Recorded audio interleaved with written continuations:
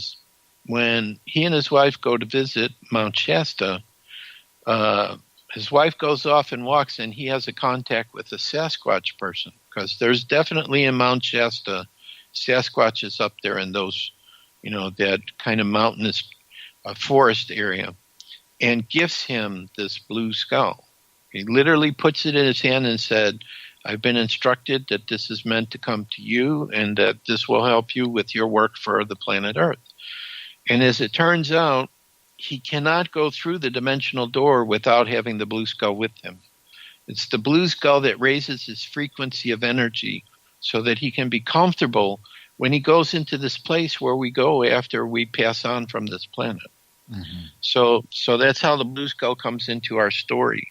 I personally believe at some point, and maybe I'm being over optimistic about this, but I tend to be an optimist anyway, that eventually the story I'm telling you about, somehow it's going to get made into a movie for TV or for the feature film. This is what I see. It's like when I'm writing this and watching it, it's like I'm watching a movie. And the other key to this book is that we do not know all the time everything that's going to happen in the future. It's like when we sit down to write a chapter, then we know to do a chapter. Now, the next chapter I'll be writing, and Karen will be helping me to edit. It's going to be what I call my baseball chapter, because my main character loves the Chicago Cubs. And he is going to manage a game of the greatest baseball players in so-called heaven.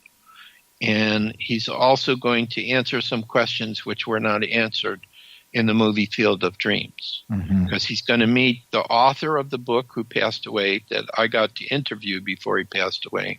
I've actually been to the Field of Dreams baseball field, and I pitched from the mound. And I also checked out the cornfields, which I didn't disappear in, so I can confirm it doesn't work that way. And, but I was there, and I talked to some of the people there, and the new owner I talked to, and I listened to their stories about things going on. It is a magical place. And so my baseball chapter, I'm going to kind of incorporate a little bit from Field of Dreams, but from heaven, not from the baseball field. Mm-hmm. So I'm looking forward to that as well. So, well, that brings me back to a question. And I mean, when you said this, so you're saying that that there's no illumination or no sun on the other side as far as you're concerned. Is that? I mean, I don't know why that struck me as being kind of an interesting point to go back to. But how do you come to that? And how do you come to that conclusion? Well, I just knew it from soul memory. When she wrote it, I just heard that's totally wrong. There's no sun there. Right. And then when I went into this book by Sylvia Browne, where she's talking about the other side, she said it herself. Yeah. In other words, I came up with it first, and she confirmed it for me because she's been there. She's done astral travel, where she's been able to go on to the other side and see the things she talks about in her book. Mm-hmm. Like the buildings they have there and the interaction between people and the things that they do. And, it's they call it dreamland because you create your dreams there. But obviously there are also higher planes of existence beyond that, because dreamland, you look like you're in a human body. It's just your body is of a lighter vibration, a higher vibration. Right. But the key is when you're in the same vibration of someone else. So, like, for example, if you were in your spirit body and you came down here, you would walk through walls and everything, and most people wouldn't see you. Probably a lot of the little children will see you because they're still with their gifts. Right. But when you meet someone there and you shake their hand, you can feel their hand because you're, on the same vibrational frequency level.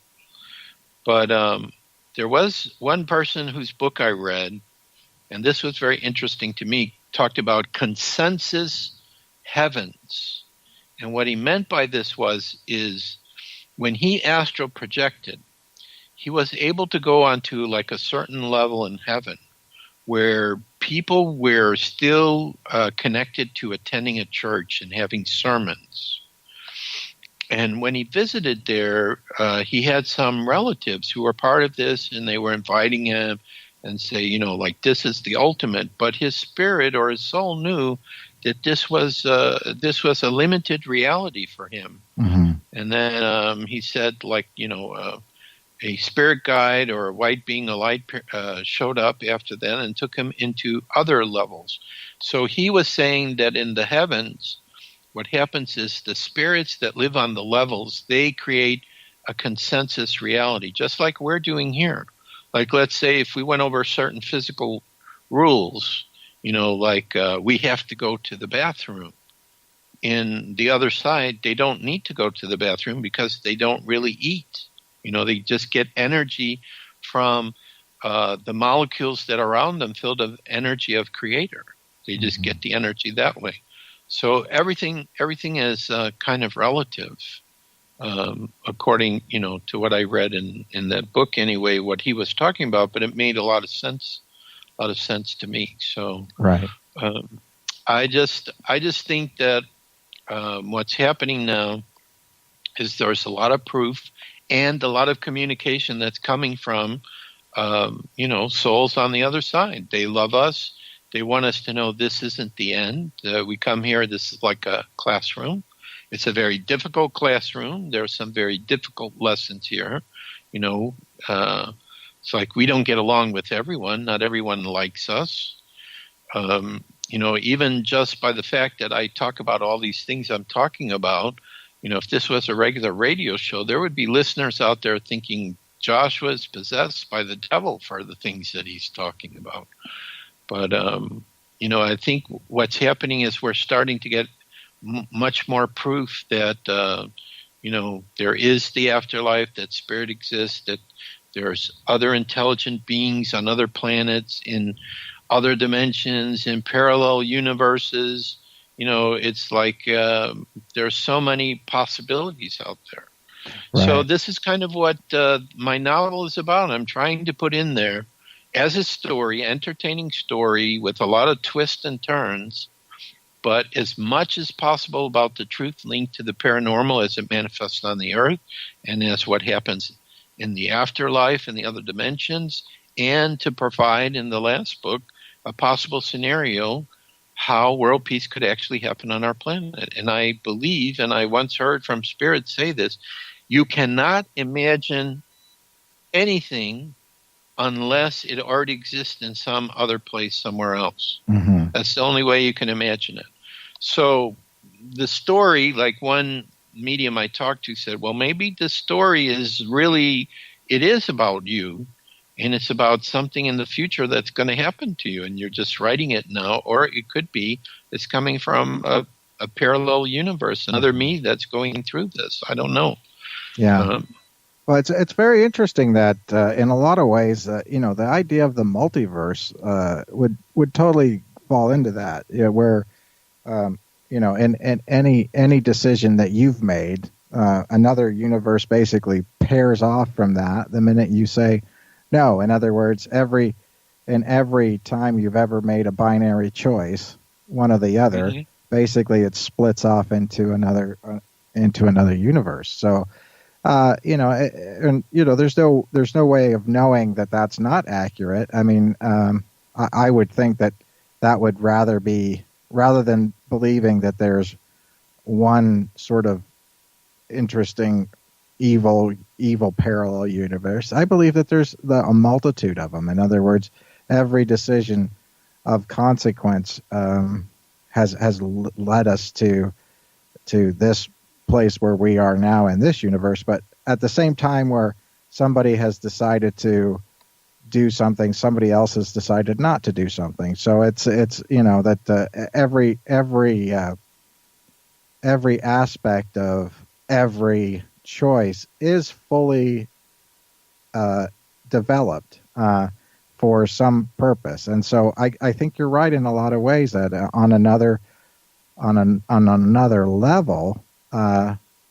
Somebody is maybe the aggregate me or you or whoever is learning these things on a multiple level and sort of game.